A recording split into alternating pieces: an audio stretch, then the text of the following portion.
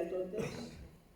Avui estem ací per a recordar a totes les dones republicanes que patiren repressió,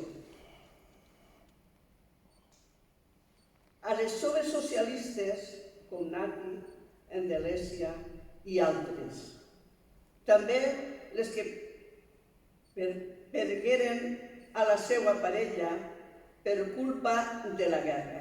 Sempre els recordarem i sempre amb molt de carinyo. I ara us vaig a dir un poemeta per a cadascú.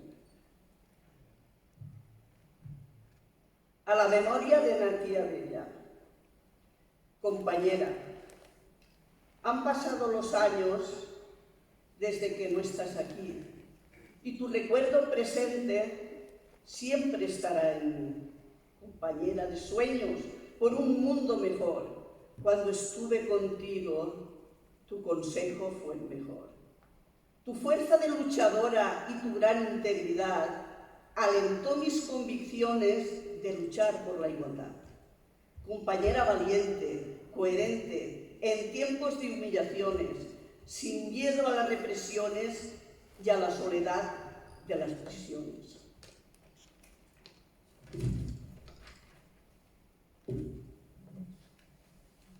El 30 de agosto era cuando te fuiste de aquí. Puse una rosa en tus manos y me despedí de ti.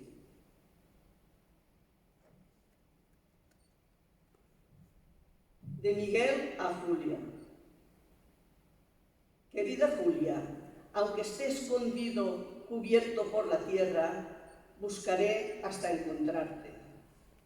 Aunque muera el tiempo y hayan pasado los años, me levantarán de la cuneta para descansar contigo.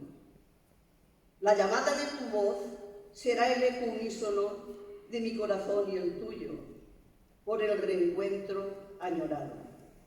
Nuestro sueño de amor, truncado por la sinrazón, será por fin sueño compartido en una misma morada de amor.